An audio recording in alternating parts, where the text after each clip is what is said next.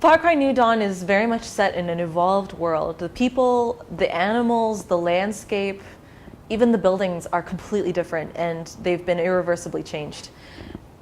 The nuances of that and what it does to both new faces and people that we already know is really, really going to come through in our story. Without giving too much away, is also one of the themes we focus on is forgiveness and the power it has either to keep it or to give it to someone. I can tell you that it is a little ambiguous as to what caused the collapse, and honestly, if whether or not Joseph Seed was right is also open to interpretation. People who played Far Cry 5 will know that there are radio shows that play in the car that talk about how things aren't really at rest in the world outside of Montana, and honestly, maybe Joseph Seed was right, maybe it was a lucky guess. It's really not clear. I can say that Joseph Seed believes that he knew. Joseph Seed believes that he knew what was going to happen.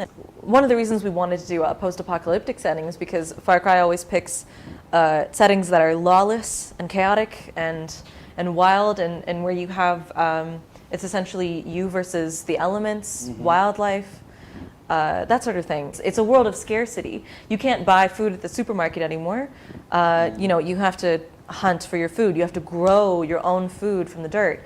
So hunting animals becomes important because in order to get good materials to upgrade your own cars and vehicles and prosperity, the home base itself, you have to trade highly valuable things, and those things are meat and animal skins.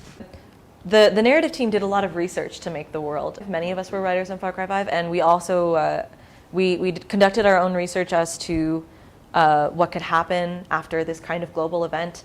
And we also talked to a couple of experts. There are 2 meteorologists who specifically study the potential outcomes, the potential side effects and effects of a global catastrophe like this. This means environmentally, in terms of animals, in terms of human population, infrastructure, all these things. And this informed a lot of how we designed the survivors. It informed a lot of how we designed the animals and their behavior and the sheer amount of animals that there are. We discovered that one of the things that happens is that rain stops falling, essentially, for maybe over a year, a year to 3 years. There's no sun and there's no rain. So as you can imagine, there's a lot of destruction on the planet at that time. However, eventually it comes back.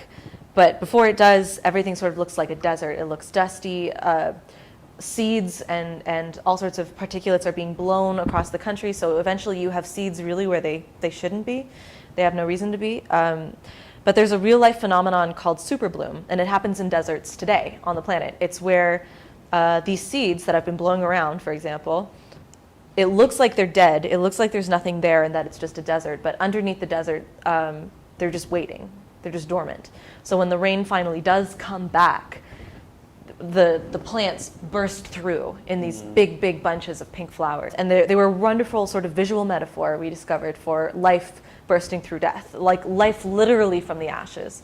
So the fact that our research sort of led us to places like that allowed us to really make a post-apocalyptic world that was from a place of science, but also had our own original artistic flair that I don't think really happens anywhere else. Right. So. And don't get me wrong, there is a period of time where we heavily imply Hope County looked dead. Hope County looked like that. The reason we chose 17 years specifically is that by our estimate, by our fictitious scenario, that would be the amount of time it took for the sun to come back, for the rain to come back, and for there to be enough time for animals to flourish and for people to farm food and actually start living instead of just surviving.